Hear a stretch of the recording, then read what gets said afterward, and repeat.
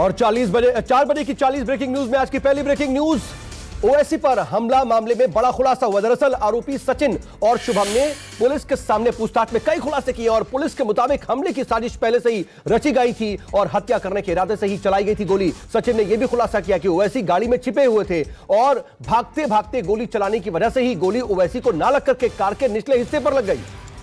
4 बजे की दूसरी ब्रेकिंग न्यूज, असदुद्दीन ओवैसी के फायरिंग मामले में आरोपी सचिन का खुलासा। वो बनना चाहता था बड़ा नेता और मेरठ में अपने एक जानकार से उसने हथियार लिया। हत्या करने के इरादे से ही उसने गोली चलाई थी। सचिन ने यह बताया कि ओवैसी पर हमले की साजिश कई दिनों से रची जा रही थी। सचिन लगातार सोशल मीडिया के जरिए ओवैसी की लोकेशन ट्रेस कर रहा था और उनकी कई सभा में भी वो गया था। भीड़ ज्यादा होने की वजह से वो कुछ नहीं कर पाया।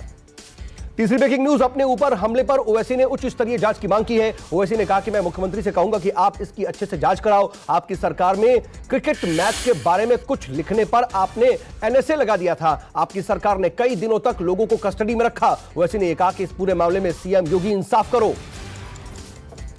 एमआईएम अध्यक्ष असदुद्दीन ओवैसी की कार पर फायरिंग की घटना पर 7 फरवरी यानी कि सोमवार को केंद्रीय गृह मंत्री अमित शाह जवाब देंगे। बताया जा रहा है कि सोमवार को अमित शाह लोकसभा में जवाब देने वाले हैं और ओवैसी पर हमले को देखते हुए गृह मंत्रालय ने ओवैसी को जेड कैटेगरी की सुरक्षा मुहैया कराई है, पर ओवैसी ने सुरक्षा लेने से मना कर दिया। कहा, मैं घुट खुद करके नहीं जी सकता। 5वीं ब्रेकिंग न्यूज, गोरखपुर में आज घर घर जाकर के सीएम योगी प्रचार कर रहे हैं और अपने चुनावी क्षेत्र में सीएम योगी ने डोर टू डोर कैंपेनिंग की। प्रचार के दौरान सीएम योगी ने बच्चों से भी बातचीत की। सीएम योगी ने कल गोरखपुर में अपना नामांकन भरा था। सीएम योगी ने गोरखपुर गुरुद्वारे में मत्था भी टेका। गुरुद्वारे में मत्था टेकने के बाद योगी ने सिख समुदाय को संबोधित किया। 6ठी ब्रेकिंग न्यूज, सीएम योगी ने डोर टू डोर कैंपेन के बीच जनसभा की और सीएम योगी ने एक बार फिर से काम गिनाए। कहा कि विकास के लिए बीजेपी सरकार जरूरी है। बीजेपी सरकार ने यूपी की छवि बदली। पहले कारोबारी पलायन करने के लिए मजबूर थे, पर 2017 के बाद बीजेपी सरकार ने लोगों को सुरक्षा मुहैया कराई, सुरक्षा का माहौल दिया। अगली ब्रेकिंग न्यूज, गोरखपुर से सीएम योगी को बीएसपी के ख्वाजा शमसुद्दीन चुनौती देंगे और बीएसपी ने ख्वाजा शमसुद्दीन को टिकट दिया है। उत्तर प्रदेश चुनाव के लिए बहुजन समाज पार्टी ने 54 उम्मीदवारों की एक और सूची जारी की है। ख्वाजा शमसुद्दीन गोरखपुर शहर सीट पर सीएम योगी को चुनौती देने वाले। बढ़ते आगे अगली बड़ी खबर, स्वामी प्रसाद मौर्य के खिलाफ मायावती ने संतोष तिवारी को उम्मीदवार बनाया है। स्वामी प्रसाद मौर्य इस बार पडरौना छोड़ करके कुशीनगर की फाजिल नगर सीट से मैदान में है। मायावती ने आज फाजिल नगर से संतोष तिवारी को टिकट दिया। स्वामी प्रसाद मौर्य पहले बीएसपी से बागी होकर के बीजेपी में आए थे और अब बीजेपी को छोड़ करके सपा में शामिल हो चुके हैं। नवी ब्रेकिंग न्यूज, बीएसपी ने गोरखपुर की चिल्लूपार सीट से राजेंद्र सिंह को उम्मीदवार बनाया। राजेंद्र सिंह इस सीट पर बसपा के कद्दावर नेता रहे और हाल ही में सपा में शामिल हुए विनय शंकर तिवारी को चुनौती देंगे और विनय शंकर तिवारी पिछले चुनाव में बीएसपी के टिकट से चिल्लूपार से चुनाव जीत करके विधायक बने थे, पर इस बार विनय शंकर ने सपा का दामन थाम लिया है। 10वीं ब्रेकिंग न्यूज, यूपी चुनाव में ममता बनर्जी की एंट्री हो गई है और खबर है कि बंगाल की सीएम ममता बनर्जी यूपी चुनाव में समाजवादी पार्टी के समर्थन में चुनाव प्रचार करेंगी। जानकारी के मुताबिक ममता बनर्जी 8 फरवरी को लखनऊ आएंगी। यहां पर वो औपचारिक तौर पर अखिलेश को समर्थन का ऐलान करेंगी। बताया जा रहा है कि इस दौरान ममता अखिलेश एक संयुक्त प्रेस कॉन्फ्रेंस भी कर सकते हैं। 11वीं ब्रेकिंग न्यूज, अलीगढ़ पहुंचे अखिलेश यादव ने किसानों के मुद्दे पर बीजेपी सरकार को घेरा। कहा, यूपी में महंगाई चरम पर है, बीजेपी ने अपना संकल्प पत्र पूरा नहीं किया। युवाओं को आज नौकरी नहीं मिल रही है, कोरोना काल में दवाई तक नहीं मिल पाई और खाद नहीं मिलने की वजह से किसान परेशान है। डबल इंजन की सरकार ने किसानों को निराश किया। चुनाव को देखते हुए कृषि कानून वापस लिए गए। आगे बढ़ते हैं 12वीं ब्रेकिंग न्यूज, अलीगढ़ में अखिलेश यादव ने योगी सरकार पर जमकर के हमला बोला। कहा, हाथरस में बेटी के साथ अन्याय हुआ, अलीगढ़ के लोग बीजेपी पर ताला लगाएंगे। हमारे लिए गए लैपटॉप आज भी चल रहे हैं। सपा ने सभी को जोड़ने का काम किया। यूपी की जनता बीजेपी का सफाया करेगी। यूपी से एकरंगी लोगों को हटाएंगे और इस बार बहुरंगी गठबंधन एकरंगी हो जाएगा। आगे बढ़ते हैं, अलीगढ़ में प्रियंका गांधी ने आज घर घर जाकर के वोट मांगे हैं और अलीगढ़ में प्रियंका गांधी ने रोड शो किया और बीजेपी प्रत्याशी को जीता और उन्होंने कांग्रेस प्रत्याशी को जिताने की मांग की। कांग्रेस महासचिव प्रियंका गांधी ने अलीगढ़ में ग्रामीणों से बातचीत की और प्रियंका गांधी ने ग्रामीणों से कहा कि इस बार वोट भर्ती निकालने की बात करने वालों को दीजिए और चर्बी निकालने और गर्मी निकालने वालों को खारिज कीजिए।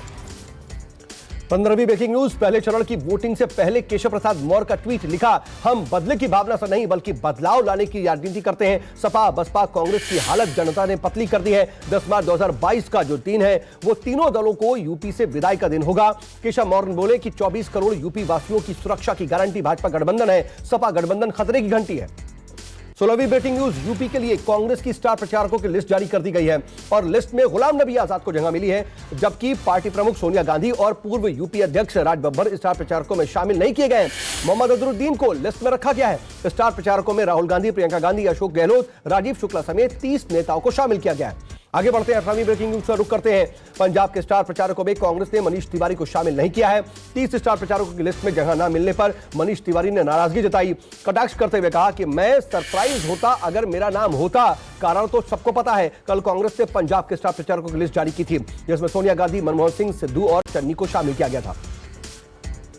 आगे बढ़ते हैं, राहुल गांधी के एक दिवसीय गोवा दौरे पर गोवा के सीएम प्रमोद सावंत ने तंज कसा, कहा मुझे लगता है कि राहुल गांधी छुट्टियां मनाने के लिए यहां पर आए हैं, कांग्रेस को इतना विकास नहीं दिख रहा, लोग राहुल गांधी को गंभीरता से नहीं लेते हैं, इसीलिए कोई चिंता नहीं है। कल राहुल गांधी ने गोवा में डोर टू डोर कैंपेनिंग की थी। आगे बढ़ते हैं, अगली ब्रेकिंग न्यूज, उत्तराखंड के सीएम पुष्कर सिंह धामी ने टनकपुर में घर घर जाकर के प्रचार किया, लोगों से बीजेपी को जिताने की अपील की। पुष्कर सिंह धामी ने प्रचार के बाद जनसभा को भी संबोधित किया और अपना काम गिराया। उन्होंने कहा कि टनकपुर से हर शहर के लिए ट्रेन चलाई जा रही है।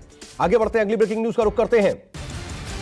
प्रधानमंत्री नरेंद्र मोदी ने श्री रामानुजाचार्य की स्मृति में स्टैचू ऑफ इक्वालिटी प्रतिमा का अनावरण वो करेंगे और प्रतिमा दुनिया की बैठी अवस्था में सबसे ऊंची धातु की प्रतिमा में से एक होगी।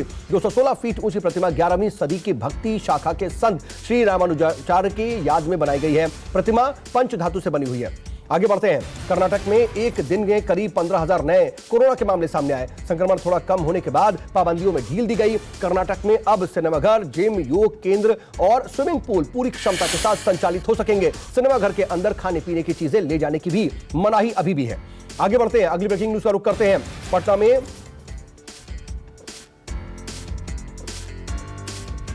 पेनलेस और नीडललेस ज़ाइकोव डी कोविड वैक्सीन की शुरुआत हुई है और 3 सेंटर्स में वैक्सीन लगाई जाएगी। ज़ाइकोव डी वैक्सीन की तीनों खुराक लेनी होगी। पहले दिन वैक्सीन लगवाने के बाद 28 और फिर 56 दिन के अंतराल में वैक्सीन की अगली डोज दी जाएगी। सुई से डरने वाले लोगों के लिए एक अच्छा ऑप्शन है। आगे बढ़ते हैं, सीएम अशोक गहलोत और बीसीसीआई अध्यक्ष सौरभ गांगुली ने आरसीए के इंटरनेशनल क्रिकेट स्टेडियम का वर्चुअल शिलान्यास किया। यह स्टेडियम जयपुर स्थित दिल्ली बाईपास के चौप गांव में बनेगा और सीएम गहलोत ने समारोह के दौरान यह कहा कि आज का दिन राजस्थान क्रिकेट के लिए स्वर्णिम दिन है।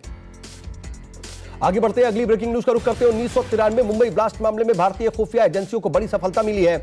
धमाके के मास्टरमाइंड और मोस्ट वांटेड आतंकी अबू बकर उर्फ अब्दुल गफ्फार शेख को यूएई में गिरफ्तार कर लिया गया है। मोस्ट वांटेड आतंकी अबू बकर को जल्द ही भारत भी लाया जाएगा। 29 साल से अबू बकर संयुक्त अरब अमीरात में उसके अलावा पाकिस्तान में रह रहा था। आगे बढ़ते हैं, अगली ब्रेकिंग न्यूज का रुख करते हैं। उधमपुर में भीषण सड़क हादसा हो गया है और कार अनियंत्रित होकर के डिवाइडर से टकरा गई है और हादसे में 2 युवकों की मौत हो गई है। वहीं 2 लोग गंभीर रूप से घायल हैं। सूचना मिलते ही मौके पर पहुंची पुलिस ने अस्पताल में घायलों को भर्ती करवाया और पुलिस के मुताबिक चारों युवक जन्मदिन मनाने के लिए निकले थे, तभी तेज रफ्तार कार के चलते यह हादसा हो गया। आगे बढ़ते हैं, देवरिया में तेज रफ्तार का कहर देखने को मिल रहा है। अनियंत्रित ट्रक ओवर ब्रिज या रेलिंग तोड़ करके कई फीट नीचे पानी में गिर गया। इसका वीडियो सोशल मीडिया पर बहुत तेजी से वायरल हो रहा है। वहीं ड्राइवर और क्लीनर ने ट्रक से कूद करके अपनी जान बचाई। बढ़ते आगे, गाजियाबाद के विजयनगर के एक फ्लैट में भीषण आग लग गई। देखते ही देखते आग ने विकराल रूप धारण कर लिया। सूचना मिलते ही मौके पर पहुंची दमकल की गाड़ियों ने कड़ी मशक्कत के बाद आग पर काबू पाया। आगे बढ़ते हैं, अगली ब्रेकिंग न्यूज का रुख करते हैं। पेरू के world heritage site Nazca lines के पास प्लेन क्रैश हुआ है। हादसे में विमान के 2 क्रू मेंबर समेत 7 लोगों की मौत हो गई है। विमान नास्का लाइंस के दौर से पर्यटकों को ले जा रहा था और मंत्रालय ने बताया कि प्लेन टूरिज्म कंपनी का था, जिसने दोपहर में नास्का के छोटे से एयरपोर्ट से उड़ान भरी थी।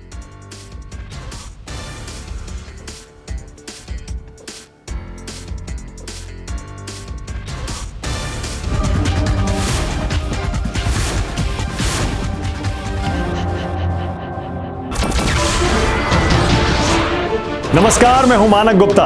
अगर आपको हमारा ये वीडियो पसंद आया हो तो इसे लाइक और शेयर जरूर करें और हां, हमें सब्सक्राइब और फॉलो करना ना भूलें ताकि आप देश और दुनिया की कोई खबर मिस ना करें। तो जुड़े रहिए हमारे साथ और देखते रहिए न्यूज़ 24।